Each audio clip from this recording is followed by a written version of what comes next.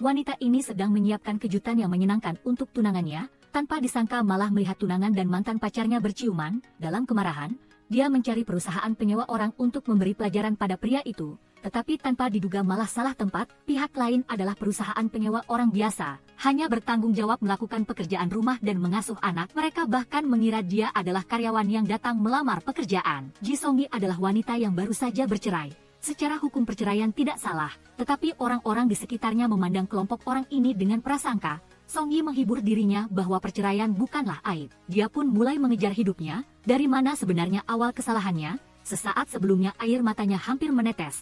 Detik berikutnya dia sudah mendengkur seperti guntur, nyaris kebablasan di halte. Songi tiba di rumah. Dia tidak menyangka bahwa adik perempuannya yang seharusnya berada di luar negeri, muncul di depan pintu rumahnya, dan membawa seorang anak yang belum pernah dia temui. Dibandingkan dengan Songi yang biasa-biasa saja, adik perempuannya Eunjo lebih bertindak semaunya. Dia bekerja sesuka hati. 5 tahun lalu Eunjo mengirim video kepada keluarganya untuk secara resmi mengumumkan bahwa dia membeli sperma untuk memiliki anak karena dia ingin menjadi ibu tunggal. Kedua orang tua mereka sangat marah. Mereka segera ingin pergi ke luar negeri untuk membawanya pulang. Tetapi kecepatan mereka terbang ke sana tidak secepat Eunjo berhasil menjalani operasi. Semuanya sudah terjadi. Ini adalah pertama kalinya Songi bertemu dengan putra Eunjo yaitu Jae. Dia sama sekali tidak memiliki pengalaman mengasuh anak, jadi dia membuat wajah lucu untuk menyambutnya. Jae memalingkan wajahnya dan mencela dia kekanak-kanakan. Eunjo memutuskan untuk membawa Jae tinggal di sini. Dia meminta Songi merahasiakannya dari orang tua. Besok dia harus bekerja, jadi dia meminta Songi mengantar Jae ke taman kanak-kanak. Songi awalnya ingin menolak, tetapi Eunjo dengan cepat memberikan satu kamar.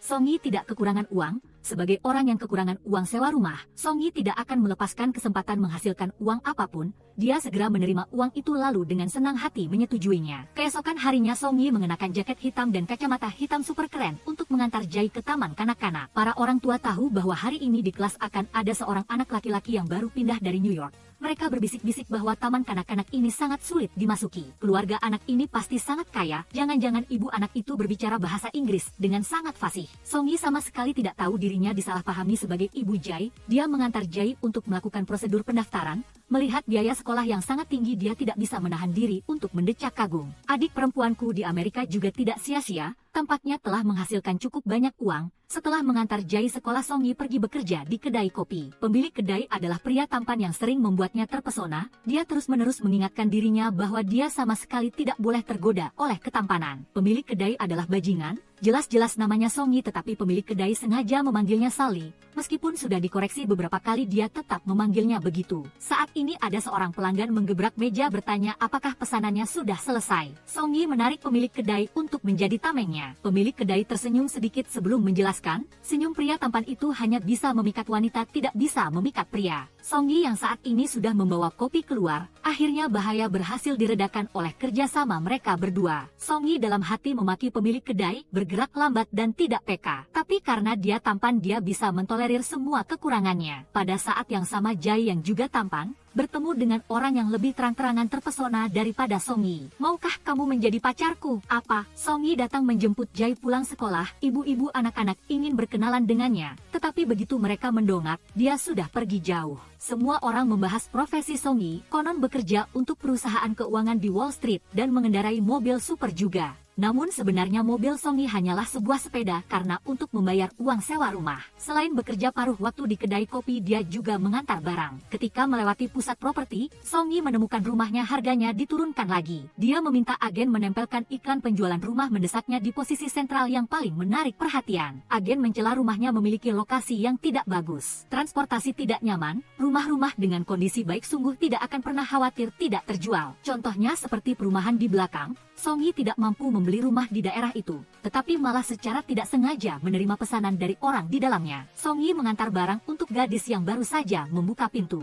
Tidak disangka bahwa pihak lain ternyata adalah teman Chai Hana, yang dulunya paling akrab tetapi kemudian berpisah karena beberapa alasan. Agar tidak dikenali, Songi bergegas melarikan diri secepat mungkin, tetapi semakin tergesa-gesa semakin kacau. Karena terpeleset, dia pun jatuh berguling-guling di tanah beberapa kali. Melihat Hana ingin keluar memeriksa keadaannya, Songi segera lari ke tangga darurat untuk bersembunyi. Songi tidak menyangka setelah bertahun-tahun tidak berhubungan, Hana sudah menikah. bahkan tinggal di tempat mewah, yang membuktikan Hana menikah dengan suami yang sangat kaya. Sesampainya di rumah, Eunggyo menemukan lengan Song-yi terluka. Jae pun peduli menanyakan apakah dia kesakitan. Song-yi terharu memeluk Jae menangis keras ketika tahu dia sedang berjuang mencari uang untuk membayar utang. Eunggyo mengajukan syarat pertukaran, uang biaya hidup bulanan dan setengah dari bunga rumahnya akan dia bayar. Syaratnya adalah Song-yi harus mengurangi pekerjaan paruh waktu untuk membantunya merawat Jae. Bos, silakan perintah sesukamu. Apakah perlu saya bantu merapikan tempat tidur? Pagi hari Song-yi sedang memasak untuk Jae. Ketika mendengar teriakan di kamar mandi dari Eunggyo, dia lari masuk untuk memeriksa.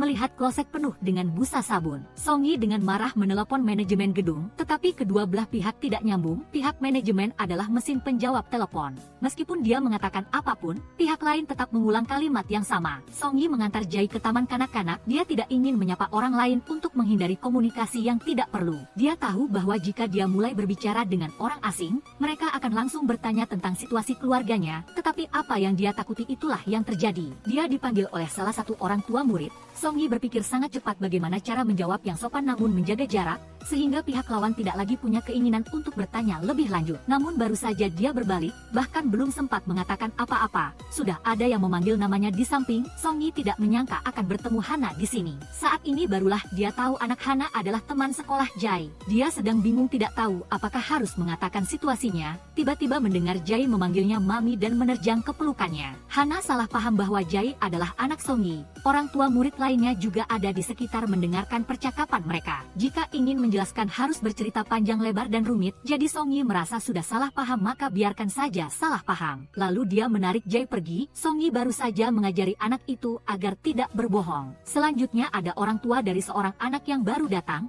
memuji Jae tampan mirip Song-yi. Song-yi dalam hati berbunga-bunga, dia membuang semua perkataan yang baru saja diajarkan kepada Jae lalu dengan antusias mengobrol. Jae ingin menjelaskan Song-yi bukan ibunya tetapi dihentikan oleh Song-yi. Ketika tiba di tempat sepi, anak itu mengajari Song-yi lagi, tidak boleh berbohong ya. Iya, tante tidak berbohong, janji kelingking. Sampai malam Hana terus memikirkan tentang Song-yi. Saat SMP mereka adalah teman akrab yang bisa membicarakan segalanya. Tidak tahu dimulai dari kapan keduanya tiba-tiba menjadi orang asing. Hari ini orang tua murid lainnya semua ingin berteman dengan Song-yi. Mereka mengira Song-yi adalah orang sukses yang kembali dari Amerika. Pasti sangat pintar bahasa Inggris. Tetapi sepengetahuannya bahasa Inggris Song-yi tidak bagus sama sekali. Hana terus memikirkannya. Dia mengambil ponselnya mengirim pesan kepada Song-yi. Song-yi melihat pesan itu langsung mematikan ponsel. Jae tidak bisa tidur jadi merasa tertarik pada foto pernikahan Song-yi. Anak itu bertanya siapa pria yang wajahnya dia coret-coret. Song-yi teringat kembali pada cerita lama yang memalukan. Tinggal 58 hari lagi menuju hari pernikahan. Dia dengan gembira mengirimkan undangan kepada rekan kerja, juga menantikan penampilannya dengan gaun pengantin. Dia tidak meminta kekayaan dan kemewahan, hanya berharap mereka berdua bisa bersama hingga tua. Saat suaminya masih bekerja, Song-yi datang membersihkan rumah pernikahan. Dia mendengar suara pintu terbuka jadi dia menyiapkan kejutan yang menyenangkan untuk suaminya. Tidak disangka suaminya malah memberinya kejutan lain. Dia berciuman dengan mantan pacarnya sambil masuk, dikhianati sebelum hari pernikahan. Song-yi menelpon memberitahu orang tuanya dia ingin membatalkan pernikahan. Ibu menasihatinya bahwa undangan sudah dikirim semua. Jika tidak sampai perselingkuhan, apapun harus ditahan dan dilupakan. Song-yi akhirnya tidak mengatakan yang sebenarnya bahwa suaminya berselingkuh. Dia hanya mengatakan tidak ada alasan. Mereka berdua sudah mendaftarkan pernikahan. Secara hukum sudah menjadi suami istri yang sah. Oleh karena itu harus membagi dua harta. Utang juga harus dibagi dua. Song-yi menuduh pihak lawan yang bersalah. Dirinya tidak seharusnya menanggung utang ini. Pengacara menyuruhnya mengeluarkan bukti untuk menggugat suaminya. Tetapi Song-yi tidak memiliki bukti apapun. Saat itu emosi meluap, dia hanya tahu memukul suaminya untuk melampiaskan amarah. Sama sekali tidak memikirkan untuk mengumpulkan bukti. Song-yi keluar dari ingatan.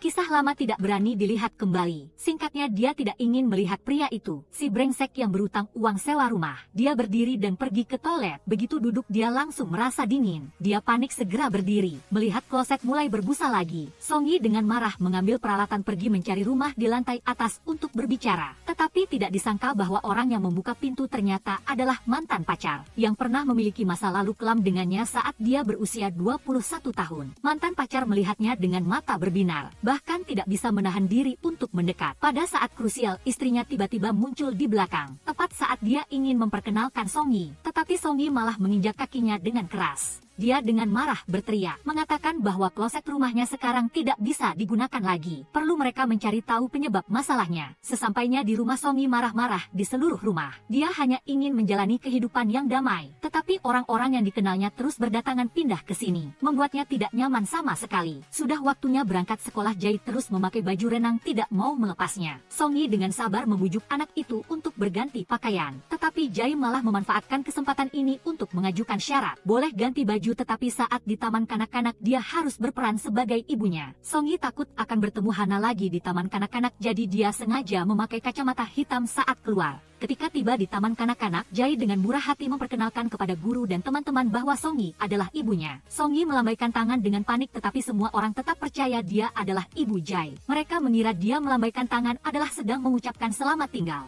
Saat sedang berdiri berbicara dengan pemilik kedai di bar, tiba-tiba para orang tua murid datang ke kedai membuat dia tidak sempat menghindar. Kelompok orang tua murid dengan antusias mengepungnya, lalu salah mengira dia adalah pemilik kedai. Song Yi ingin menjelaskan, tetapi pemilik kedai malah mendorongnya ke tempat duduk, menyuruhnya duduk dan berbicara dengan para orang tua murid. Kelompok orang tua murid selalu ingin agar anak mereka belajar bahasa Inggris bersama Jai. Oleh karena itu mereka sangat ingin menarik perhatian Song Yi. Saat ini Hana yang sedang bekerja menerima pesan di grup. 3 orang mengirim foto saat bertemu Song Yi di kedai kopi. Hana sebenarnya sedang gelisah tentang Song Yi yang tidak membalas pesannya. Sekarang melihat Song Yi begitu antusias dengan para orang tua murid, membuatnya merasa tidak nyaman. Song Yi akhirnya berhasil mengantar kelompok orang tua murid itu pergi. Tragisnya, para orang tua murid yang setiap hari memamerkan kekayaan untuk menunjukkan rasa superioritas, akhirnya bahkan uang kopi pun tidak dibayar. Mereka secara otomatis mengira Song Yi adalah pemiliknya, jadi mereka bisa minum kopi gratis, membuat Song Yi hanya bisa membayar dari kantongnya sendiri. Ketika pulang kerja, Song Yi melihat di luar pintu tertempel kertas. Tetangga seberang memperingatkan dia tidak boleh meletakkan mainan anak-anak di luar area publik. Song Yi mencela bahwa orang-orang yang tinggal di sini semua tidak normal.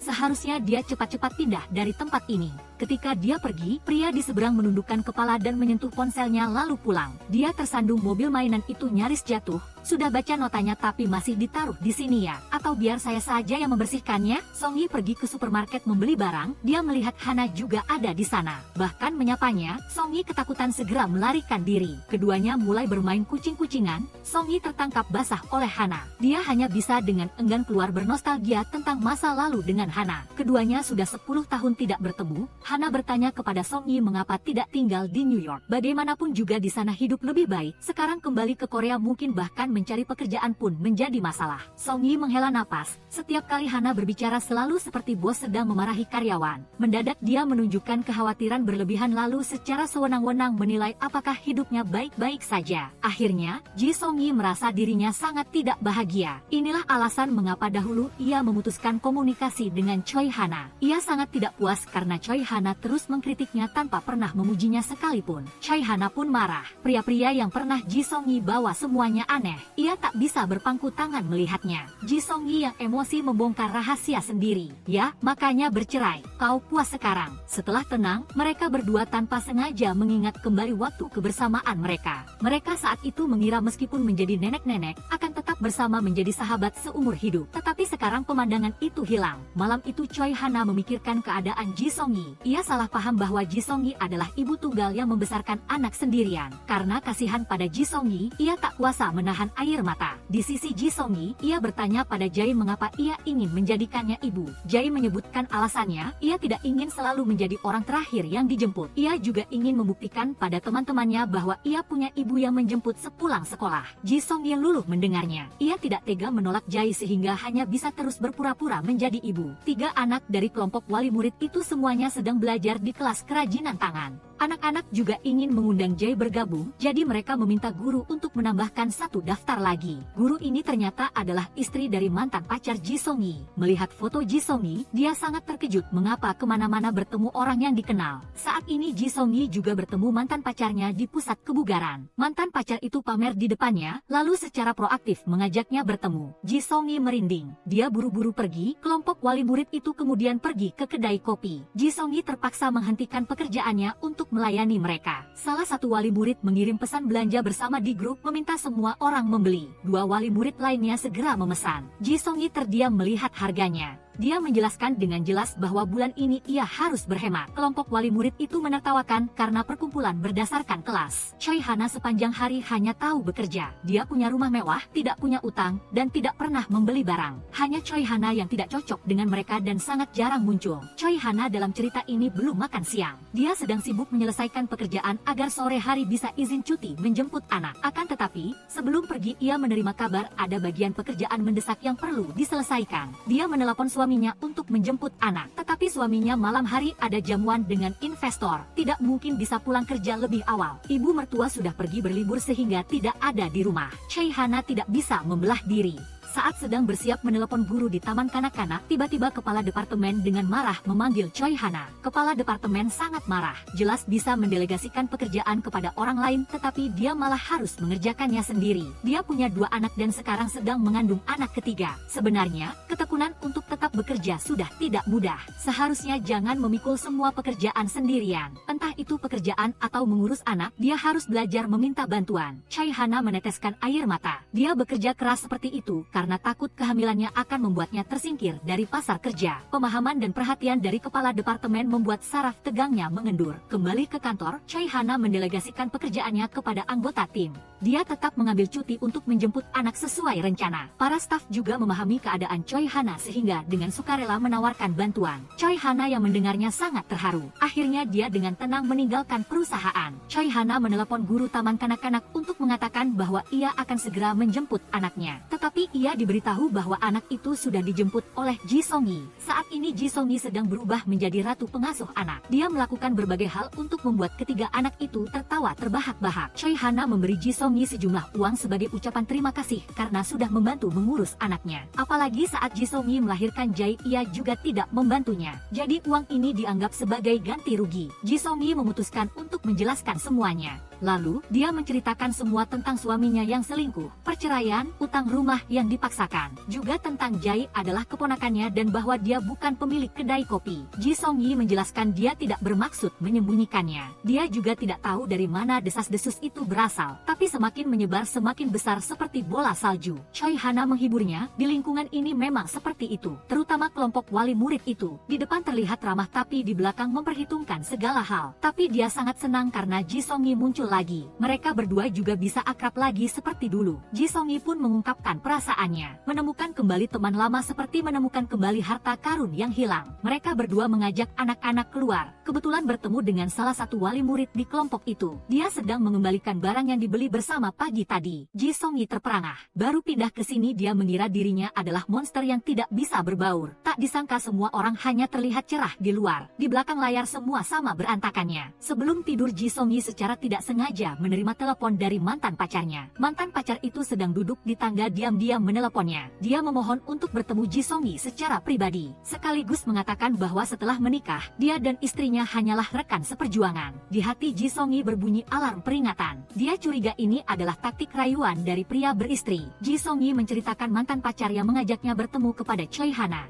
Choi Hana curiga dia adalah pria brengsek yang tidak puas dengan pasangannya. Dia mengingatkan Ji Song-yi harus berhati-hati. Apalagi sejak Ji Song-yi pindah ke rumah ini, hanya mengalami hal-hal yang tidak menyenangkan. Choi Hana merasa itu karena feng shui rumah yang buruk. Jadi dia menyarankan Ji Song-yi untuk pergi meramal. Ji Song-yi menghela napas, dirinya malu karena miskin tidak punya uang untuk diramal. Mungkin dia hanya sedang sial karena baru bercerai. Ji Song-yi tiba di rumah. Kebetulan bertemu tetangga di seberang sedang menempelkan catatan tempel di pintu rumahnya. Pria itu memintanya memindahkan mobil mainan itu. Ji Song-yi mendekat beralasan mobil mainan tidak menghalangi alarm kebakaran. Diletakkan di sini sama sekali tidak melanggar hukum. Tetapi pihak lawan adalah seorang pengacara. Dia beralasan meletakkannya di sini menghalangi jalannya. Ji Song-yi memeriksa sendiri. Dia mendapati pria di depannya ini ternyata adalah pengacara yang menangani kasus perceraiannya. Saat itu mereka berdua bahkan pernah bertengkar. Saat ini pria itu juga mengenalinya. Dia menghela napas, benar-benar bertemu musuh di jalan sempit. Orang-orang yang menyebalkan semuanya berkumpul bersama. Ji Song-yi sepenuhnya yakin bahwa feng shui rumah ini bermasalah. Keesokan harinya dia segera pergi mencari peramal. Begitu peramal itu membuka mulut, dia sudah menebak bahwa dia sedang berada di neraka. Orang-orang yang datang ke sini semuanya punya masalah dengan pria. Ji Song-yi bertanya padanya apa yang harus dilakukan di masa depan. Peramal itu dirasuki dewa. Melalui ramalan yang Ji Song-yi tarik, dia meramal feng shui rumah tidak bermasalah. Pangeran berkuda putih berada dekat di samping. Tahun depan dia akan menikah. Jika kali ini melewatkan kesempatan jodoh tidak bisa menikah, maka kali berikutnya harus menunggu sampai usia 78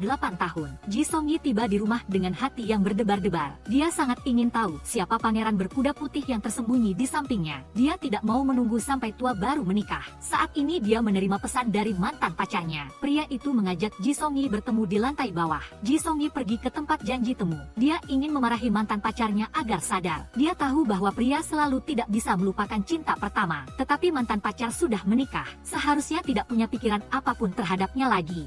Siapa sangka mantan pacar tiba-tiba berlutut sambil mengatakan bahwa ia sangat mencintai istrinya. Namun hanya ada cinta tetapi tidak bisa intim, dia tidak tahan. Dia sangat membutuhkan bantuan Ji Song-yi. Ji Song-yi memindahkan tempat bicara ke lantai bawah, agar mantan pacar Seok Jin-ho bisa mengatakan semua kebenarannya. Seok Jin-ho mengeluh dia menghormati pemikiran istrinya. Asalkan itu hal yang disukai istrinya, dia akan berusaha melakukannya. Setiap kali sebelum melakukan hubungan suami istri, dia selalu menciptakan suasana yang lembut. Istrinya sangat puas dengan hal itu, tapi mulai beberapa bulan yang lalu istri Seok Jin-ho tiba-tiba bersikap dingin padanya. Setiap malam dia menonton iPad sambil tertawa dan mengabaikan Seok Jin-ho yang memberi isyarat dengan berbagai cara. Dia memanfaatkan saat istrinya tidak memperhatikan untuk memeriksa iPad, tapi tidak menyangka tidak bisa memecahkan kata sandinya. Seok Jin-ho khawatir istrinya selingkuh, jadi dia meminta Ji Song-yi untuk menganalisis dari sudut pandang wanita apa yang sebenarnya dipikirkan istrinya. Ji Song-yi melihat Seok Jin-ho yang menangis. Dia berjanji akan memikirkan cara membantunya mencari tahu apa yang sedang terjadi. Keesokan harinya Ji Song-yi datang ke kedai kopi untuk bekerja. Dia mengeluarkan jimat yang diberikan peramal, berpikir kapan pangeran berkuda putih berada di sisinya. Pemilik kedai kopi melihat jimat itu dan bertanya apakah dia pergi meramal. Ji Song-yi melihat pemilik kedai kopi di depannya. Dia tiba-tiba teringat peramal itu berkata pangeran berkuda putih ada tepat di depan mata.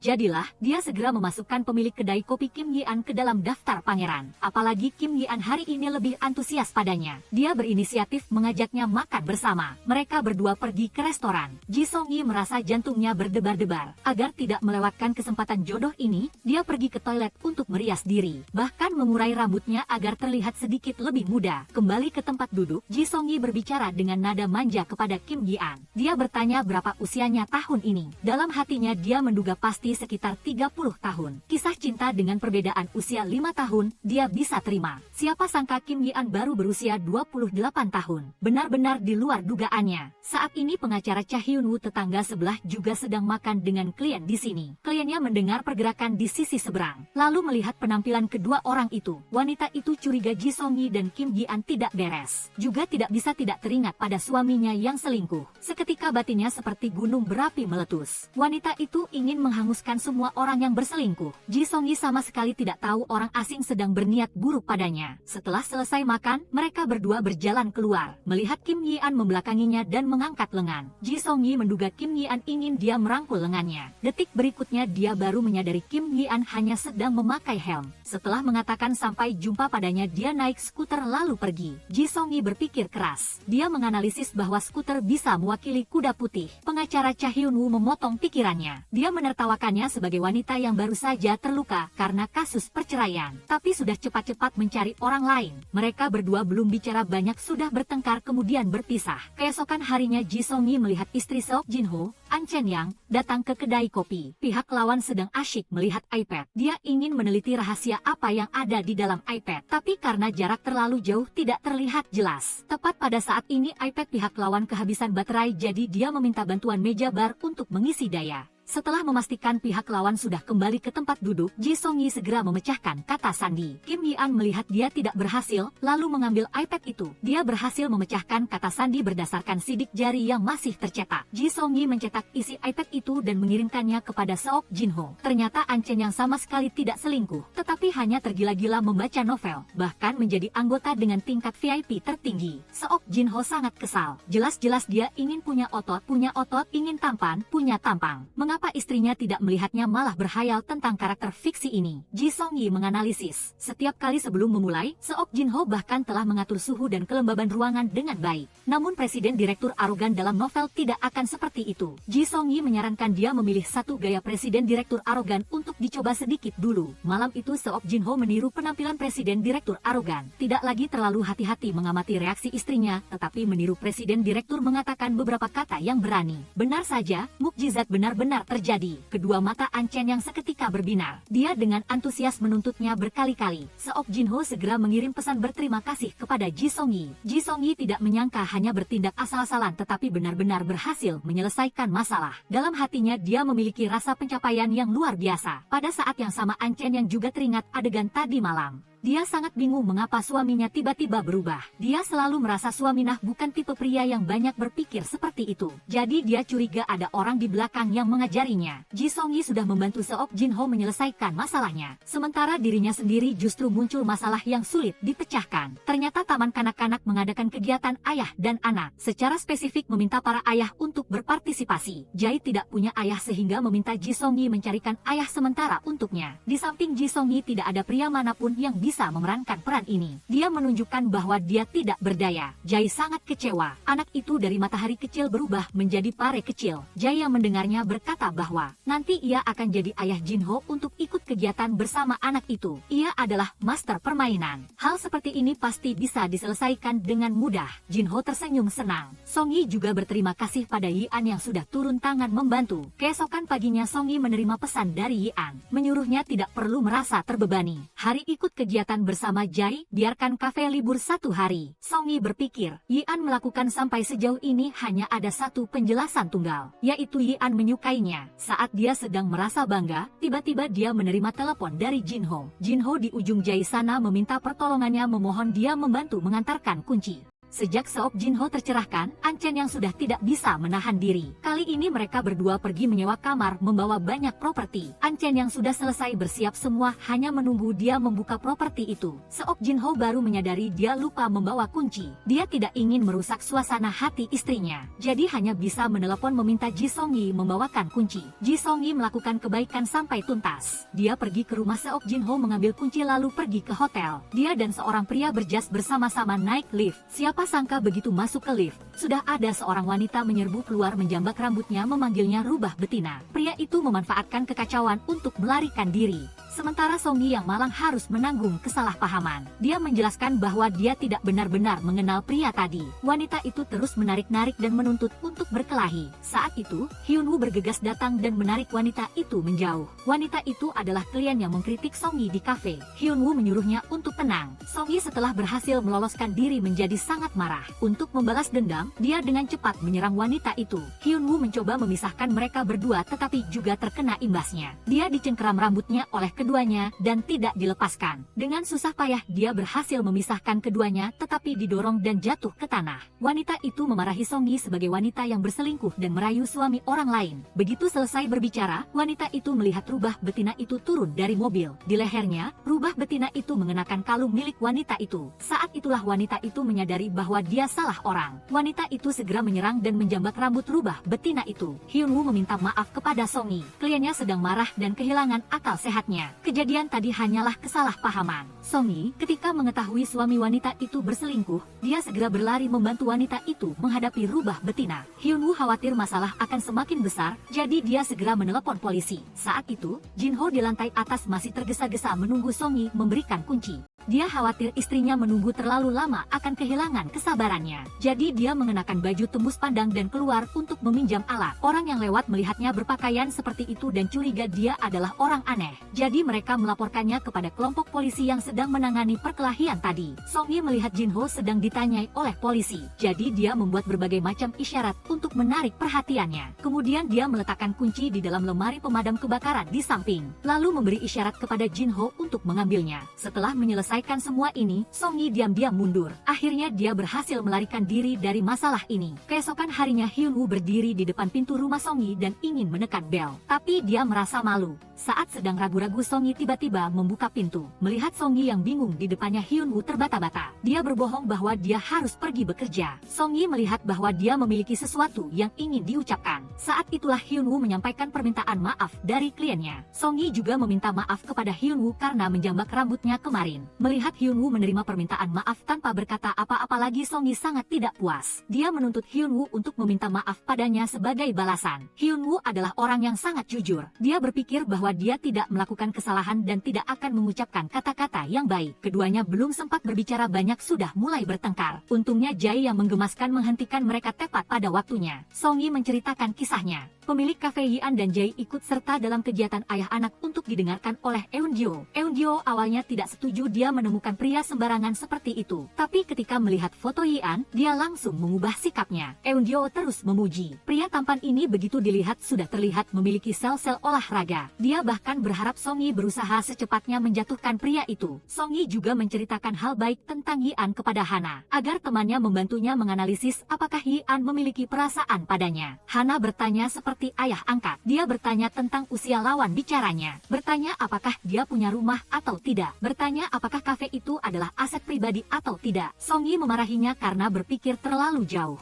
Hana tidak ingin Song Yi terluka. Jika dia benar-benar ingin mencari pacar, maka dia harus memikirkan masa depan. Sekarang mereka berdua sudah melewati usia yang hanya butuh saling mencintai. Song Yi bersikeras bahwa cinta tidak mengenal usia. Hana menyarankan dia untuk sedikit lebih realistis. Jangan mudah jatuh ke dalam lautan cinta seperti itu. Malamnya, setelah sampai di rumah, Song Yi menerima pesan dari Yian. Yian pertama kali mengikuti kegiatan seperti ini, jadi dia mengiriminya beberapa foto untuk bertanya kepada Song Yi apakah dia berpakaian dengan pantas atau tidak. Song Yi melihat berbagai macam gaya Yian. Dia tidak bisa menahan diri untuk tidak terpikat dan tersenyum cerah seperti bunga. Keesokan harinya, kegiatan di taman kanak-kanak diadakan seperti yang direncanakan. Para wanita di grup ibu-ibu diam-diam membandingkan suami mereka. Suami Hana mengenakan kacamata hitam dengan rambut disisir rapi muncul. Semua orang hampir mengira dia adalah bos mafia yang salah tempat. Kepala sekolah berseru ketakutan bahwa dia adalah orang jahat. Bae Seongtae melepas kacamatanya dan menjelaskan bahwa dia adalah ayah dari si kembar. Hana juga datang untuk meluruskan kesalahpahaman. Saat itu barulah kesalahpahaman itu hilang. Hana membagikan buah-buahan yang dibelinya untuk dimakan semua orang. Semua orang sambil makan diam-diam berdiskusi tentang kemampuan ekonomi keluarga Hana. Seongtae yang seluruh tubuhnya memakai barang-barang bermerek pasti memiliki penghasilan yang tidak buruk. Orang tua lain yang tidak senang dengan Hana sangat tidak puas dengan kenyataan bahwa semua orang memuji keluarganya. Jadi, dia menilai buah yang dibawa Hana biasa-biasa saja. Dia bisa menemukan toko yang menjual lebih baik. Akibatnya, dia dikritik oleh suaminya sendiri. Hana yang sedang hamil masih bisa bekerja, tapi dia hanya di rumah menunggu suaminya mencari uang. Orang itu sangat marah sehingga dia menyindir Hana. Saat suasana sedang tegang, Song Yi dan Yian masuk sambil bergandengan tangan dengan Jae. Kombinasi pria tampan dan wanita cantik langsung menarik perhatian semua orang. Setelah sesaat terkejut, para orang tua mulai mencari masalah lagi, mengkritik ayah Jae karena tidak peduli dengan masalah pendidikan. Pada saat yang penting seperti ini, Song Yi malah mencari seorang pria muda untuk mengikuti kegiatan ayah anak. Hana membantah para orang tua. Ayah Jae sekarang sedang ditugaskan di New York sebagai direktur utama perusahaan sekuritas. Dia mengelola dana investasi pribadi ratusan miliar. Selain itu, dia juga lulusan Ivy League. Kelompok ibu-ibu yang mencintai kekayaan dan membenci kemiskinan segera dengan antusias menarik tangan Song Yi, memohon padanya untuk menunggu sampai ayah Jae kembali dan berjanji untuk mengadakan pertemuan. Song Yi benar-benar tidak tahan, jadi dia menarik Hana dan Yian ke sebuah ruangan kosong. Dia menyalahkan keduanya karena berbicara sembarangan. Hana malah mengarang cerita seperti sungguhan. Orang yang dia sebutkan adalah prototipe dari ibu Jae, jadi itu tidak bisa dianggap asal bicara. Yian juga bersikap polos. Dia mengatakan bahwa dia menerima isyarat dari Hana sehingga dia membantunya. Song Yi sangat tidak berdaya, dia membiarkan keduanya keluar untuk bermain. Saat bermain lempar bola, orang tua lain hanya berpura-pura. Hanya Yian yang bermain dengan serius dan melupakan segalanya. Song Yi melihat seluruh tubuh lawan memancarkan semangat muda.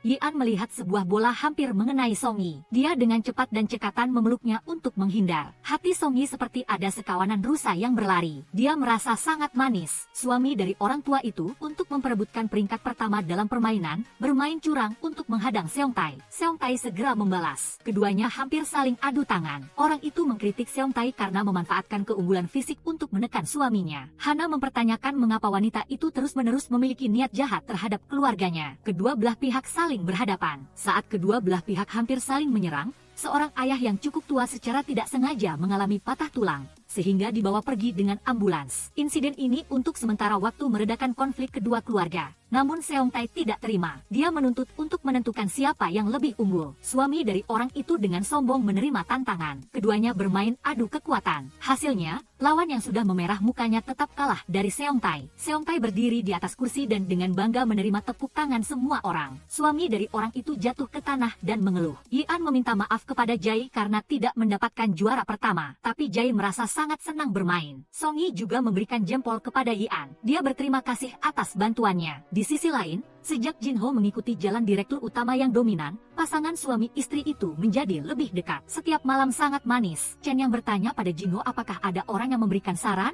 Jin Ho berbohong bahwa itu semua dia cari tahu sendiri. Chen yang tidak percaya. Dia diam-diam memeriksa ponsel Jin Ho dan menemukan riwayat percakapan Jin Ho dan Song Yi. Suatu hari Song Yi dan Hana menjemput anak-anak pulang sekolah. Saat bersiap untuk mengajak anak-anak ke taman hiburan, ibu-ibu lain yang tahu juga ingin ikut. Anak-anak bermain sementara orang dewasa duduk minum kopi bersama. Wanita itu kembali mempersulit Hana. Dia mengejeknya karena kekurangan uang di rumah sehingga dia pergi bekerja. Rasa uang manis ya? Selain itu, saya menghasilkan lebih dari yang Anda bayangkan. Orang itu terdiam karena balasannya. Saat itu anak wanita itu menangis dan berlari mengadu. Anak laki-lakinya dipukul oleh anak Hana. Sia menjelaskan bahwa dia tidak melakukannya. Wanita itu yang sudah kesal. Dia tanpa membedakan benar atau salah langsung memarahi Sia tidak punya sopan santun. Saat semua orang sedang berdebat, Chen yang tiba-tiba muncul. Dia mengatakan bahwa dia sedang merekam video dan kebetulan merekam proses pertengkaran anak-anak. Setelah selesai berbicara, dia menunjukkan video itu kepada semua orang. Video itu dengan jelas menunjukkan bahwa anak laki-laki wanita itu yang mendorong Sia terlebih dahulu. Wanita itu tahu dirinya yang salah. Di dalam hatinya tidak rela, tetapi tetap harus meminta maaf kepada Hana. Hana berterima kasih kepada Chen yang atas bantuannya. Chen yang memperkenalkan dirinya, sekaligus ingin bergabung dengan grup saudara perempuan mereka. Ketika melihat keduanya setuju memanggilnya saudara, Chen yang bertanya kepada Song Yi sebuah masalah. Apakah berselingkuh dengan suamiku menyenangkan? Song Yi disalahpahami oleh Chen yang menjadi selingkuhan Jin Ho. Song Yi mencoba menjelaskan, keduanya pernah berpacaran saat sekolah, setelah putus tidak pernah menghubungi lagi. Alasan keduanya bertemu beberapa waktu lalu adalah karena Jin Ho meminta saran darinya tentang masalah hubungan. Begitu Song Yi selesai berbicara, bahkan Hana yang di sampingnya juga terkejut. Song Yi menjelaskan lebih lanjut,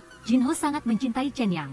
Hanya saja dia merasa terganggu dengan ketidakharmonisan kehidupan suami istri. Dia hanya mencoba memberikan beberapa saran kepada lawan bicaranya. Untuk membuktikan dirinya tidak bersalah, Song Yi mengizinkan dia memeriksa riwayat obrolan. Setelah Chen yang mengetahui dengan jelas sebab akibatnya, dia menggenggam erat tangan Song Yi dengan rasa terima kasih. Berkat dia, pasangan suami istri itu dapat menemukan kembali sensasi. Setelah kesalahpahaman teratasi, Song Yi dan Chen yang melompat-lompat di atas trampolin seperti dua anak kecil. Chen yang bahkan memohon untuk bergabung dengan kelompok saudara perempuan Song Yi dan Hana. Di tempat ini Chen yang tidak punya teman, biasanya dia tidak tahu harus curhat kepada siapa. Dalam perjalanan pulang, Song Yi melihat pasangan suami istri Chen yang berjalan bersama dengan mesra. Di dalam hatinya, dia tidak bisa tidak merasa iri. Dia tidak tahu kapan pangeran tampannya akan muncul. Saat itu Eunjo memberitahu Song Yi bahwa dia ingin mengajak Jai berlibur. Perjalanan 2 hari 1 malam ibu dan anak itu juga bertepatan dengan liburan Song Yi. Song Yi dengan gembira mengayunkan tangan dan kakinya. Selama ini, dia telah merasakan sulitnya menjadi ibu penuh waktu. Sekarang akhirnya dia bisa memiliki waktu sendiri. Setelah Eunjo dan Jai berangkat, Song Yi tidak sabar untuk mandi. Dia berencana untuk menghabiskan hari yang menyenangkan dengan caranya sendiri. Tapi tragedi terjadi. Saat berdiri tidak seimbang, Song Yi jatuh dengan keras ke lantai. Pinggangnya sakit sampai tidak bisa bergerak. Song Yi berteriak untuk mengaktifkan fungsi ID ponsel untuk membantunya menelepon adiknya. Sayangnya Eunjo mematikan ponselnya. Song Yi ingin menelepon polisi, tapi sekarang dia tidak mengenakan apa-apa. Benar-benar sangat tidak sedap dipandang. Waktu berlalu setiap menit, hati Song Yi perlahan-lahan dipenuhi keputusasaan. Kebetulan Chen yang di lantai atas juga berada di kamar mandi. Tiba-tiba dia mendengar suara tangisan. Ketika mendengarkan dengan seksama, Chen yang menemukan suara itu berasal dari toilet. Dia mengumpulkan semua keberaniannya dan bertanya siapa yang mencari masalah. Song Yi mendengar suara itu dan segera meminta bantuan Chen Yang. Chen Yang dengan cepat berlari ke bawah untuk menyelamatkan Song Yi dari kamar mandi. Setelah kejadian ini, Hana dan Chen yang mulai khawatir. Songyi nanti akan menjadi orang tua tunggal. Sepertinya menikah sudah sangat mendesak. Atas saran Chen Yang, Songyi bergabung dengan klub lari, berharap bisa menemukan pacar berkualitas di dalamnya. Namun yang tidak disangka oleh Songyi adalah pengacara Hyun Woo. Tetangganya ternyata juga anggota klub. Selain itu, dia langsung tahu niatnya untuk mencari pacar di klub. Songyi sedikit merasa bersalah. Dalam kecerobohannya dia hampir terjatuh. Untungnya Hyun Woo dengan cepat dan sigap menopangnya. Jarak di antara keduanya saat ini sangat dekat. Suasana seharusnya dipenuhi dengan ambiguitas. Namun Hyun Woo langsung melepaskannya ke tanah. Songyi merasa kesal dan jengkel. Untuk membalas dendam pada Hyun Woo, dia mengaktifkan sel-sel olahraga dalam dirinya. Selama berlari, dia selalu memimpin. Usahanya berhasil menarik perhatian pria berbaju kuning. Lawan bicaranya itu berinisiatif untuk mendekatinya. Setelah lari selesai, semua orang berkumpul. Pria berbaju kuning itu berinisiatif mendekati Songyi. Dia mengatakan bahwa dia adalah pria yang sudah pernah menikah dan juga mengungkapkan bahwa sebagian besar orang di sini pernah bercerai sekali. Songyi setelah mendengarnya sangat terkejut. Dia awalnya mengira dirinya salah tempat. Tidak disangka semua orang memiliki tujuan sendiri. Selanjutnya semua orang secara bergantian memperkenalkan alasan mereka bercerai agar orang yang tertarik dapat memahami situasinya lebih jelas. Setelah perkenalan, Songyi mengamati bahwa semua orang memiliki niat tersembunyi. Hanya Hyun Woo seorang diri yang datang untuk benar-benar berlari. Saat pesta hampir berakhir, pria berbaju kuning itu mencari Songyi untuk berbicara berdua. Dia terus terang mengatakan bahwa dia tertarik pada Songyi, jadi dia ingin mengambil langkah lebih jauh dengannya. Setelah mengatakan itu, dia mengeluarkan ponselnya dan mendaftar item yang sudah disiapkan sebelumnya. Dia mulai bertanya tentang situasi pekerjaan Songyi, situasi anak, situasi rumah, dan utang. Ji Songyi sangat tidak suka dianggap seperti barang obrolan murah. Dia berbicara terus terang bahwa meskipun pernah bercerai sekali, dia sama sekali tidak merasa lebih rendah dari siapapun, dan juga tidak ingin mencari belahan jiwanya berdasarkan kondisi materi. Cha Hyun Woo datang mencari Ji Songyi untuk pulang bersama, dan secara tidak sengaja mendengar kata-kata ini. Kesan tentang Ji Songyi pun berubah sejak saat itu. Dalam perjalanan pulang mereka berbincang-bincang, Ji Songyi menghela napas. Berita mengatakan bahwa ada seorang narapidana yang melarikan diri dari penjara di daerah ini. Polisi bahkan memberikan hadiah untuk penangkapannya. Jika mereka menangkap narapidana yang melarikan diri itu, mereka akan mendapatkan hadiah uang. Begitu dia selesai bicara, seseorang berpakaian hitam mengenakan masker dan topi. Di tangannya memegang sesuatu yang menyerupai pisau muncul di depan mereka. Ji Songyi tanpa berpikir langsung menerjang orang di hadapannya. Pada saat yang sama dia memanggil Cha Hyun Woo untuk menangkapnya. Orang berbaju hitam itu tergagap dan meronta-ronta. Ji Songyi merasa suara ini sangat akrab, jadi dia melepaskan maskernya. Hasilnya baru diketahui bahwa ternyata itu Bae Seong Tae. Sebelum dia sempat menanyakan alasannya, Bae Seong Tae sudah melarikan diri. Ji Songyi dan Cha Hyun Woo mengejar tepat di belakangnya. Saat lari sampai ke ujung jalan, Cha Hyun Woo bertabrakan langsung dengan orang berbaju hitam lainnya. Dia menarik paksa masker orang itu ke bawah. Saat ini dia menyadari bahwa orang berbaju hitam inilah narapidana yang sebenarnya. Melihat narapidana itu memegang batu dan ingin membalas dendam pada mereka, Bae Seong Tae dari belakang memukulnya sekali. Setelah polisi datang dan membawa narapidana itu pergi, Ji Songyi bertanya pada Bae Seong Tae mengapa dia berpakaian seperti ini muncul di sini, dan juga membawa pisau. Bae Seong Tae membuka bungkusan kertas perak itu. Ternyata di dalamnya bukan pisau melainkan tusuk sate. Dia menjelaskan bahwa dia sedang dalam perjalanan mengantar sate. Insting memberitahu Ji Songyi bahwa dia menyembunyikan sesuatu. Bae Seong Tae melihat itu langsung menangis terisak-isak. Dia memohon pada Ji Songyi agar tidak menceritakan hal ini kepada Choi Hana. Di bawah desakan pertanyaan dari Ji Songyi, Bae Seong Tae akhirnya mengatakan yang sebenarnya. Dia membeli uang virtual untuk mencari uang. Setelah merasakan hasilnya, dia semakin tidak bisa menahan diri. Ingin mendapatkan lebih banyak uang untuk membayar lunas uang rumah. Jadi, dia mengerahkan semua uang perusahaan dan uang jaminan rumah untuk berinvestasi di sana. Hasilnya semua rugi. Bae Seong Tae berlutut memohon pada Ji Songyi agar tidak menceritakan hal ini pada Choi Hana. Ji Songyi tidak berharap Choi Hana disembunyikan. Dia meminta dia harus bicara langsung dengan Choi Hana. Besok dia akan bertanya pada Choi Hana apakah Bae Seong Tae sudah mengaku. Bae Seong Tae setelah pulang ke rumah sudah berpikir sangat lama tetapi tetap tidak berani mengatakan yang sebenarnya. Choi Hana secara tidak sengaja melihat kontrak hipotek rumah. Dia bertanya pada suaminya barulah mengetahui kenyataan. Choi Hana dalam kemarahan meninggalkan rumah. Bai Seongtae tidak dapat menemukannya sehingga buru-buru menghubungi Ji Song-yi. Ji Song-yi menemukan Choi Hana di taman. Dia merasa sedih atas keadaan Choi Hana sehingga menangis terseduh-seduh bersamanya. Choi Hana tidak dapat memaafkan kesalahan suaminya. Dia ingin bercerai. Ji Song-yi sementara membawa Choi Hana pulang ke rumahnya. Sekarang dia sedang hamil dan harus istirahat yang baik. Choi Hana ingin makan camilan. Ji Song-yi tanpa banyak bicara membawa Ji Eun-gyo keluar untuk membelinya. Mereka berdua sampai di warung pinggir jalan kebetulan bertemu dengan Cha Hyun-woo. Kebetulan pemilik warung bilang sudah habis terjual. Sekarang dia sedang menutup lapaknya. Ji Song-yi demi memenuhi keinginan Choi Hana memohon kepada Cha Hyun-woo agar memberikan makanan yang baru dibelinya. Di rumahnya ada wanita hamil yang ingin makan makanan ini. Cha Hyun-woo yang baik hati setuju tetapi sengaja menggodanya. Dia mengangkat makanan itu sangat tinggi sehingga Ji Song-yi tidak bisa menggapainya. Saat mereka berdua bercanda, tiba-tiba Kim Gi-an muncul. Kebetulan dia juga datang untuk membeli camilan. Mendengar pemilik warung sedang menutup lapaknya, dia merasa sangat menyesal. Pemilik warung merasa tidak enak hati menjelaskan bahan-bahan yang dibawa sudah habis terjual. Ketika mengetahui bahan-bahan yang dibutuhkan untuk membuat kue ikan, Kim Gi-an ingat di mobilnya ada tepung terigu dan telur yang baru dibeli. Bisa dikeluarkan untuk digunakan oleh ibu pemilik warung di bawah kontribusi ibu pemilik warung. Ji Song-yi puas membeli sekantong kue ikan yang baru keluar dari oven. Kim Gi-an bahkan berbaik hati mengantar mereka bertiga pulang. Sebelum berpisah, Cha Hyun-woo meminta maaf kepada Ji Song-yi. Tadi dia benar-benar ingin memberikan kue ikan padanya. Ji Song-yi berterima kasih atas niat baiknya. Choi Hana bisa makan makanan itu. Secara lahiriah, dia tampak nyaman. Tetapi Ji Song-yi tahu hubungan antara Choi Hana dan suaminya sangat dalam. Dia juga sangat merindukan kedua anaknya demi Choi Hana pulang. Ji Song-yi berbohong bahwa dia ingin membeli robot pembersih rumah seperti milik Choi Hana. Jadi dia menyuruhnya untuk menunjukkannya, mencoba melihat apakah itu bagus. Choi Hana mengendalikan robot pembersih rumah dari jarak jauh. Dia juga sekalian melalui kamera pengawas melihat kehidupan tiga ayah dan anak itu. Melihat suaminya setiap hari menangis, dalam hatinya dia juga merasa tidak enak. Akhirnya Choi Hana memilih pulang ke rumah bersama suaminya menghadapi kesulitan. Kedua suami istri itu kembali rukun seperti semula. Pada saat yang sama terjadi juga satu hal yang menyenangkan.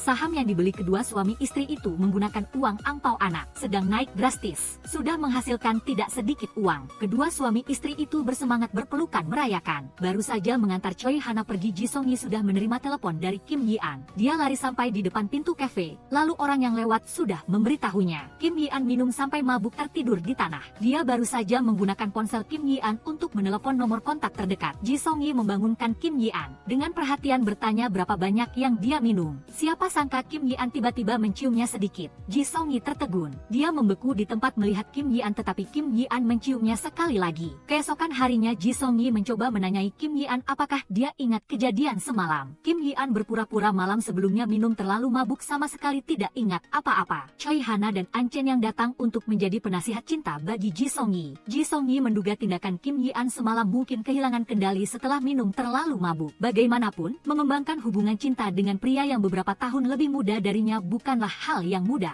Ji Song-yi tanpa sadar berimajinasi. Jika dia dan Kim Gi-an bersama, dia harus berpakaian dengan gaya imut untuk berkencan dengan Kim Gi-an. Dan lagi harus berusaha mempelajari bahasa yang sedang tren dari anak muda. Untuk memiliki bahasa yang sama dengan Kim Gi-an, Choi Hana memahami isi hati Ji Song-yi. Dia menggodanya jika benar-benar memiliki perasaan baik terhadap Kim Gi-an lebih baik mencoba berpacaran dulu. Tiga orang itu tertawa gembira tanpa henti. Sementara Kim Gi-an yang duduk di belakang counter bar justru sangat tertekan. Dia tidak tahu bagaimana harus mengungkapkan situasinya kepada Ji Song-yi. Dalam perjalanan pulang mereka bertiga melihat dengan mata kepala sendiri seorang selebritas yang baru-baru ini merekam video di pinggir jalan. Kabarnya selebritas internet memiliki penghasilan yang sangat baik. Orang-orang di kawasan perumahan ini semua meniru, mulai tenggelam dalam pembuatan video. Seorang ibu di grup para ibu mengunggah video telah mendapatkan banyak like dan follow. Ji Song-yi memberi selamat padanya, tetapi ibu itu justru merasa campur aduk karena di bawah video itu ada banyak komentar jahat, menyebabkan dampak serius pada emosi anak perempuannya. Karena itu dia memohon pada Ji Song-yi untuk merekomendasikan seorang pengacara untuk berencana menggugat orang-orang yang berkomentar jahat itu. Ji Song-yi membawa ibu itu ke kantor pengacara Cha Hyun-woo. Angkat pantat sedikit lebih kuat. Ternyata Cha Hyun-woo juga sedang merekam video promosi. Ji Song-yi menjelaskan kepada ibu itu biasanya Cha Hyun-woo tidak seperti itu. Jadi dia bisa tenang bertanya. Saat ini barulah ibu itu menceritakan masalahnya. Setelah mengantar ibu itu pergi, Ji Song-yi dan Cha Hyun-woo pulang bersama. Ji Song-yi mengingat kembali adegan di kantor hukum dan tertawa tanpa henti. Menunggu dia selesai tertawa, Cha Hyun-woo dengan tulus mengundangnya untuk bekerja di kantornya. Dia mengatakan bahwa dia memahami maksudnya, dapat membantunya melindungi klien. Ji Song-yi setelah berpikir menyetujui undangan Cha Hyun-woo. Cha Hyun-woo dalam kegembiraan mengundangnya makan. Setelah beberapa gelas anggur mereka berdua sedikit mabuk. Cha Hyun-woo memberitahu Ji Song-yi bahwa dia dan dia sama-sama pernah bercerai. Sekarang rumah yang dia tinggali adalah rumah pengantin baru mereka dulu. Pada hari ulang tahun istrinya, dia bilang lembur. Belakangan dia baru tahu istrinya pergi berlibur bersama selingkuhannya. Ji Song-yi sangat bersimpati dengan nasib Cha Hyun-woo. Dia merasa dia juga orang yang menyedihkan. Tetapi Cha Hyun-woo mengatakan dirinya sudah keluar dari rasa sakit itu. Sekarang dia tidak percaya lagi pada cinta. Kembali ke kawasan perumahan, dua orang mabuk bermain di area bermain seperti dua anak kecil. Cha Hyun-woo sembarangan membuat lengannya terjepit di antara pagar pembatas. Ji Song-yi memeluknya untuk mencoba menariknya keluar. Tetapi karena kecerobohan sesaat membuat posisi keduanya sangat intim. Saat saling memandang keduanya sedikit berdebar. Apa kamu yakin besok tidak akan menyesal? Saat Cha Hyun-woo sadar dia menemukan dirinya berada di rumah Ji Song-yi. Di tubuhnya masih mengenakan piyama merah muda Ji Song-yi. Mengingat situasi tadi malam dia terkejut menutup mulutnya. Ji Song-yi menyadari keterdesakan Cha Hyun-woo. Dia tidak bisa menahan tawa. Dia mengatakan kepada Cha Hyun-woo tadi malam dia muntah di mana-mana. Pakaiannya sampai sekarang belum kering. Harus menunggu sebentar lagi. Cha Hyun-woo sangat malu. Dia mengatakan ketika pakaiannya kering akan kembali mengambilnya. Setelah itu dia membuka pintu lari langsung ke rumahnya. Tidak disangka pintu baru saja terbuka. Dia bertatap muka dengan orang tua Ji Song-yi yang datang mengunjungi anak. Seorang pria asing mengenakan piyama Ji Song-yi muncul di rumah. Siapapun yang melihat akan merasa hubungan itu tidak biasa. Orang tua Ji Song-yi menghadang Cha Hyun-woo bertanya. Setelah mengetahui situasi keluarga Cha Hyun-woo dan pekerjaan serta usianya, mereka telah menyukai Cha Hyun-woo sebagai menantu, bahkan mengundangnya untuk berpartisipasi dalam pesta ulang tahun ke-60 ibu Ji Song-yi. Ji Song-yi melihat itu benar-benar tidak tahan lagi. Dia mengantar Cha Hyun-woo sampai ke pintu, sekaligus meminta maaf karena telah merepotkannya. Dia juga mengatakan bahwa dia tidak perlu mempedulikan pesta ulang tahun itu. Tetapi Cha Hyun-woo justru berpikir tidak seharusnya menolak niat baik orang yang lebih tua. Dia berjanji akan datang ke pesta tepat waktu. Ji Song-yi setelah pulang ke rumah harus terus menghadapi interogasi dari orang tuanya. Untungnya perhatian ibunya sudah beralih ke urusan Ji Eun-gyo yang pulang ke negaranya tanpa izin. Saat Cha Hyun-woo pulang kerja, dia bertemu dengan seorang pria mabuk yang memegang seikat bunga segar. Dia berinisiatif membukakan pintu untuknya, sekaligus masuk lift bersama. Dia menduga pria itu mungkin punya kabar gembira. Namun dia sama sekali tidak tahu bahwa orang ini adalah mantan suami Ji Song-yi. Ji Song-yi menerima pesan dari mantan suaminya. Demi menghindari pengaruh pada orang tuanya, dia mendorong mantan suaminya ke area tangga. Mantan suaminya mengatakan bahwa dia sudah putus dengan selingkuhannya. Dia sudah mengerti kebaikan Ji Song-yi. Ji Song-yi memperingatkan mantan suaminya bahwa mereka sudah tidak bisa lagi. Jika dia masih mengganggunya, dia sama sekali tidak akan membiarkannya. Tetapi mantan suaminya tidak menyesali kesalahannya. Dia sendiri datang ke pesta ulang tahun ibu Ji Song-yi, sekaligus mengatakan kepada resepsionis bahwa dia adalah suami Ji Song-yi. Cha Hyun-woo ketika datang ke pesta menyadari orang ini adalah pria yang mabuk tadi malam. Dia salah paham bahwa Ji Song-yi sudah kembali dengannya. Karena itu mengambil buah diam-diam pergi. Mantan suami Ji Song-yi berlutut menyesali kesalahan di depan orang tuanya. Berharap mereka berdua bisa memberinya kesempatan untuk berubah. Orang tua Ji Song-yi melunak. Mereka berdua menasihati Ji Song-yi agar jangan terus-menerus terpaku pada kesalahan lama. Menyadari kesalahan dan memperbaikinya benar-benar sangat jarang terlihat. Ji Song-yi sangat marah. Saat dia hendak mengatakan alasan bercerai, pintu kamar pribadi terbuka. Cha Hyun-woo masuk. Kedua pria itu menganggap satu sama lain sebagai saingan cinta. Masing-masing berusaha menunjukkan diri di depan orang tua Ji Song-yi. Orang tua Ji Song-yi seperti memilih barang. Mereka membandingkan siapa di antara kedua orang ini yang memiliki kondisi lebih baik dari siapa. Siapa yang lebih cocok untuk Ji Song-yi. Ji Song-yi tidak bisa menahan diri lagi. Dia memberitahu orang tuanya bahwa dia awalnya bercerai karena mantan suaminya selingkuh. Orang tua Ji Song-yi ketika tahu anak perempuan mereka pernah merasa tertekan. Lalu melihat si brengsek itu tanpa malu-malu masih datang meminta kembali. Mereka berdua langsung marah besar. Mereka memukul si brengsek itu sekali. Ji Eun-gyo meminta bantuan Cha Hyun-woo untuk membawa Jae keluar. Ji Song-yi mengabaikan komedi ini. Dia seorang diri minum anggur dengan sedih, menunggu ketika Cha Hyun-woo membawa Jae kembali. Orang tua Ji Song-yi sedang memeluk kedua anak perempuan mereka sambil meminta maaf. Mereka menyalahkan diri sendiri karena tidak berdiri di posisi anak perempuan mereka untuk berpikir. Seluruh keluarga kembali rukun seperti semula. Setelah pesta selesai, orang tua Ji Song-yi kembali ke kampung halaman. Ji Eun-gyo memimpin Jae pergi lebih dulu. Dia sengaja memberi ruang pribadi bagi Ji Song-yi dan Cha Hyun-woo. Ji Song-yi meminta maaf kepada Cha Hyun-woo. Dia merasa sudah membuatnya menjadi bahan tertawaan. Sekaligus dia menghela napas, pandangan matanya terhadap pria sangat buruk. Tidak hanya dikhianati tetapi juga terjerat. Cha Hyun-woo tanpa sadar berseru. Pria-pria itu tidak mengerti kebaikan Ji Song-yi. Begitu dia selesai bicara, suasana tiba-tiba menjadi lebih ambigu. Ji Song-yi sengaja dengan lembut mengalihkan topik. Saat ini seorang anak kecil mengendarai sepeda lewat, nyaris menabrak Ji Song-yi. Cha Hyun-woo dengan sigap memeluknya sekaligus berbalik. Ji Song-yi bersandar di pelukan Cha Hyun-woo. Dia mendengar dengan jelas detak jantungnya sendiri. Keesokan harinya Ji Eun-gyo memanfaatkan waktu luang pekerjaannya membawa Jae ke sekolah. Jae dengan keras memanggilnya ibu di depan teman-temannya. 3 orang di kelompok para ibu sangat bingung. Jelas Ji Song-yi adalah ibu Jae, mengapa muncul ibu lain lagi? Ketiga orang itu setelah menduga-duga dan berdiskusi, justru mencurigai kedua ibu Jae adalah sepasang kekasih. Mereka mengira keduanya setelah menikah satu sama lain lalu bersama-sama membesarkan Jae. Salah satu orang di kelompok para ibu bahkan menganggap dirinya suci. Dia tidak bisa menerima di kawasan perumahan ada jenis orang seperti ini. Jadi dia menyebarkan desas-desus bahwa Ji Song-yi adalah lesbian di grup itu. Kim Yi-an sedang gundah tidak tahu bagaimana harus menjelaskan tentang ciuman terakhir kali. Setelah melihat pesan di grup, dia teringat tindakan intim Ji Song-yi dan Ji Eun-gyo. Tidak disangka dia justru mengira desas-desus itu benar. Dia khawatir Ji Song-yi akan terluka oleh desas-desus. Jadi dia diam-diam memberitahu Ji Song-yi. Dirinya sangat terbuka. Semua jenis cinta dapat diterima. Semoga Song-yi bisa nyaman di depannya. Song-yi awalnya tidak mengerti maksud Yi-an. Sampai Hana menunjukkan padanya pesan grup. Barulah Song-yi memahami akar masalahnya. Hana dan Chen yang bertanya pada Hyun-woo bagaimana cara menggunakan hukum untuk membantu Song-yi. Hyun-woo malah serius mengeluarkan ponselnya dan menghitung waktu. Dia mengatakan bahwa biaya konsultasi hukum adalah 150.000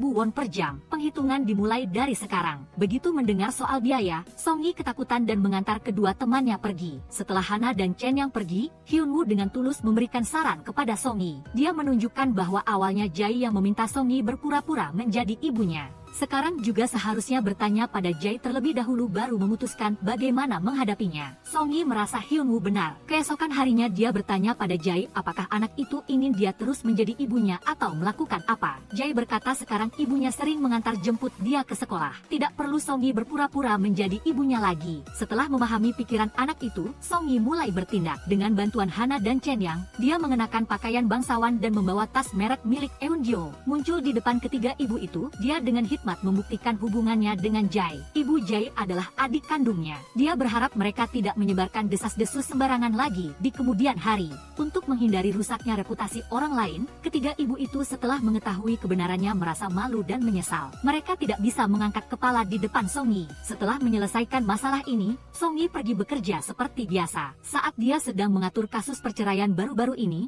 dia mengeluh jumlah orang yang bercerai semakin banyak. Awalnya dia mengira perceraiannya adalah hal yang tidak biasa. Sekarang dia baru menyadari ada banyak orang yang bercerai karena berbagai alasan. Dia bertanya pada Hyun-woo apakah di masa depan akan ada yang memilih untuk menikah lagi. Hyun-woo pernah mengalami kegagalan pernikahan. Song-yi melanjutkan pertanyaan, lalu apakah ada yang melanjutkan hubungan asmara? Hyun-woo yang sensitif balik bertanya apakah Song-yi ingin menjalin hubungan. Apakah dia memiliki perasaan pada Yi-an? Dia bahkan menganggap Yi-an terlalu lembut. Ketika mendengar Song-yi mengakui bahwa Yi-an baru berusia 20-an, usianya agak terlalu muda, Hyun-woo tanpa sadar menghela napas lega. Agar perasaannya tidak terbongkar, dia menyuruh Song-yi mengatur berkas. Song-yi berjinjit untuk meraih tumpukan berkas di atas lemari. Dalam kelalaian, dia menjatuhkan setumpuk berkas. Kedua orang itu saling bertatapan. Keduanya tersentuh tetapi dengan cepat membuang muka untuk menyembunyikan suasana ambigu tadi. Pada saat ini, seorang tamu tak terduga masuk ke kantor hukum. Ternyata itu adalah Ibu Itren yang biasanya sangat angkuh dalam grup para ibu. Ibu Itren ragu-ragu sejenak, akhirnya dia mengungkapkan tujuannya datang ke sana. Dia memutuskan untuk bercerai sehingga datang meminta Hyun-woo untuk menerima kasus perceraiannya. Menghadapi ekspresi terkejut Song-yi, Ibu Itren perlahan menceritakan semuanya. Dahulu Ibu Itren juga adalah karyawan di perusahaan besar. Setelah menikah, demi keluarga dia memutuskan untuk berhenti bekerja. Namun suaminya sangat otoriter, pada dasarnya tidak pernah menganggapnya ada,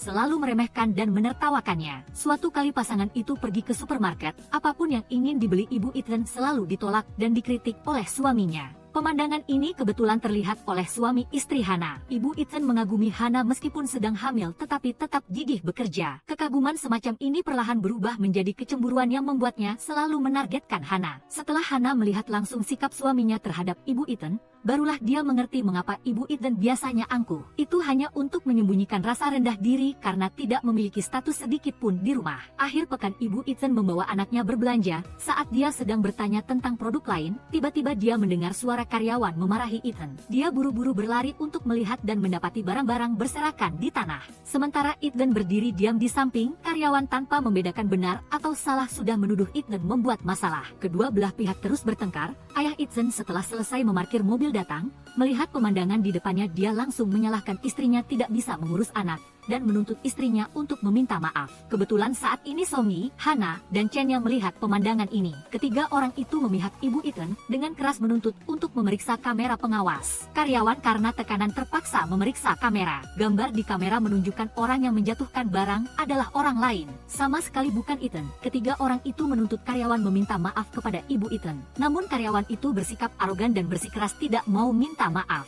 Ayah Ethan malah meminta istrinya mengabaikannya dan jangan membuat masalah tanpa alasan lagi. Setelah melalui kejadian ini, Ibu Ethan benar-benar melihat wajah asli suaminya. Dia juga menganggap ketiga saudara perempuan yang membantunya dengan gagah berani sebagai teman. Dia meminta maaf kepada Hana atas sikapnya yang dulu, sekaligus meminta Hana memikirkan rencana bantuan. Ternyata suaminya tidak hanya tidak peduli, tetapi baru-baru ini Ibu Ethan juga menemukan tanda-tanda perselingkuhan. Namun dia sudah lama memperhatikan, tetapi masih belum berhasil mengetahui siapa selingkuhannya. Hana menyarankan Ibu Ethan pergi ke kantor hukum, meminta bantuan pengacara dan Songi untuk mengurus perceraiannya, agar mendapatkan bukti perselingkuhan ayah Ethan. Tim Songi memantau ketat gerak-gerik ayah Ethan.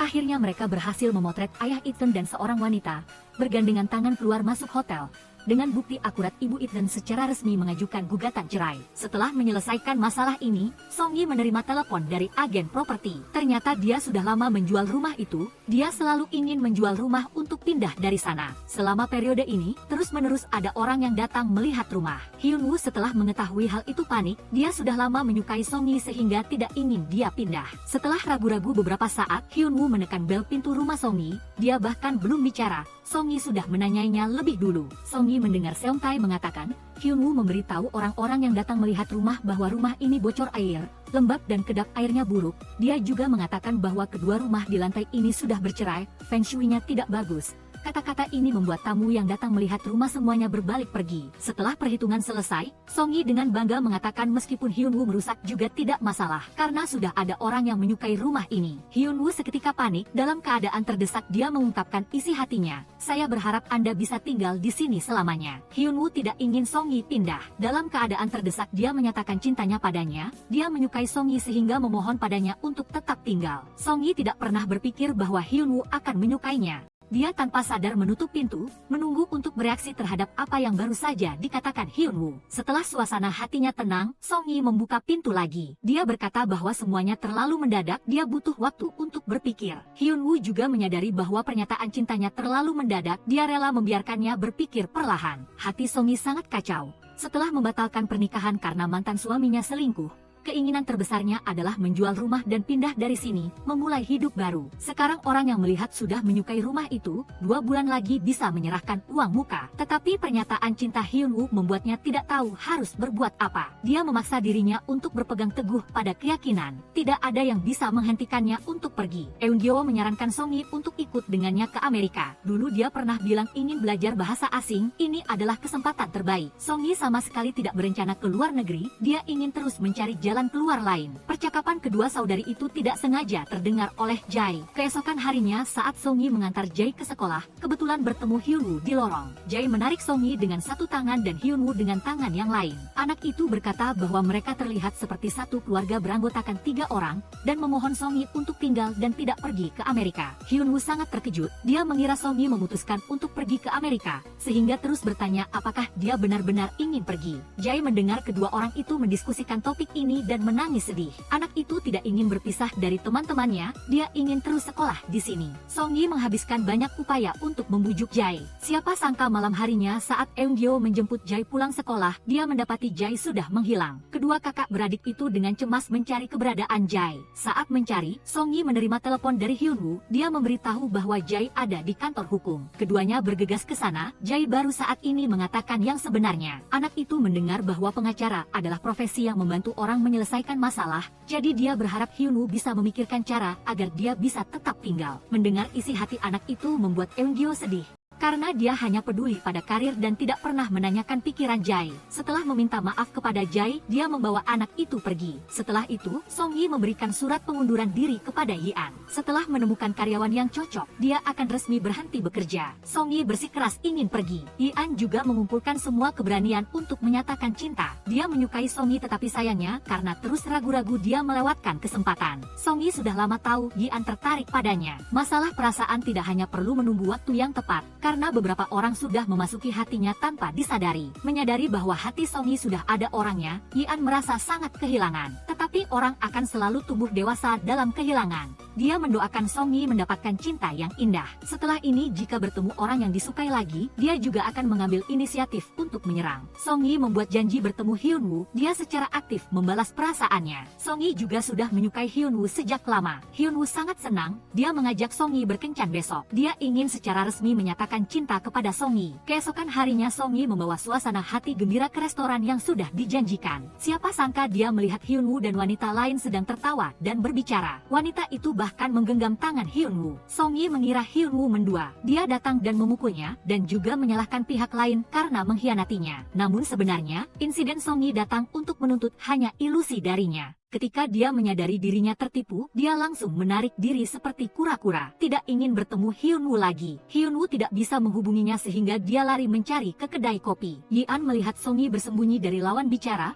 lalu dia berbohong bahwa dia sudah menyelesaikan prosedur berhenti bekerja. Dia juga tidak tahu di mana Song Yi berada. Saat Hyun-woo berencana pergi, seorang wanita memanggilnya. Song Yi mengamati secara diam-diam. Dia mendapati pihak lain adalah wanita yang bertemu Hyun-woo malam itu. Song Yi sakit hati ingin segera menjual rumah lalu pindah dari sini. Siapa sangka pasangan kekasih yang awalnya berencana membeli rumah, malah karena pihak wanita berselingkuh sehingga membatalkan rencana. Rencana awal sudah terganggu. Song Yi terpaksa terus bekerja di kantor hukum demi mencari nafkah. Hyun-woo bertanya kemana saja dia 2 hari ini. Sikap Song Yi malah sangat dingin. Kata-katanya mengandung duri. Jelas sekali dia sedang marah. Hyun-woo tidak mengerti apa-apa sehingga bertanya mengapa dia marah. Apakah malam kencan dia melihatnya duduk bersama wanita lain? Song Yi tidak mau mendengar tetapi Hyun-woo gigih menjelaskan. Wanita malam itu adalah mantan istri Hyun-woo. Mantan istrinya ingin ikut acara kereta cepat untuk orang bercerai. Awalnya alasan mereka bercerai adalah karena mantan istrinya selingkuh.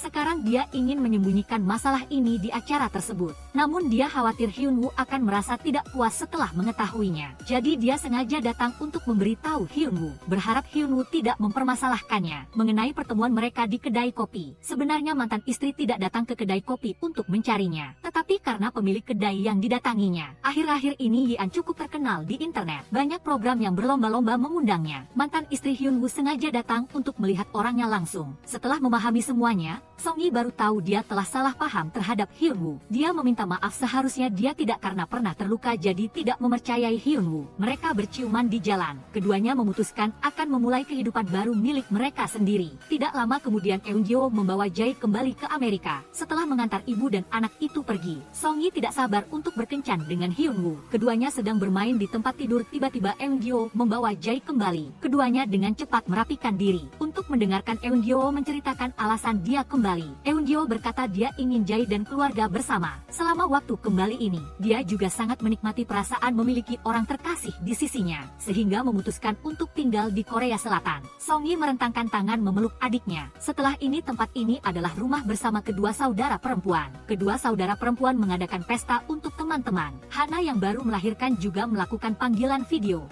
Menunggu setelah cukup beristirahat, dia akan membawa anak-anak untuk bertemu kalian. Song Yi dengan bahagia menikmati suapan dari Hyun Woo. Keduanya menunjukkan kasih sayang seolah tidak ada orang di sekitar. Di samping ada kekasih, kerabat, dan teman, Song Yi sangat puas. Setiap orang sedang menjalani kehidupan normal. Orang-orang biasa seperti mereka bertemu lalu saling mengenal. Hari-hari setelah ini tidak lagi biasa.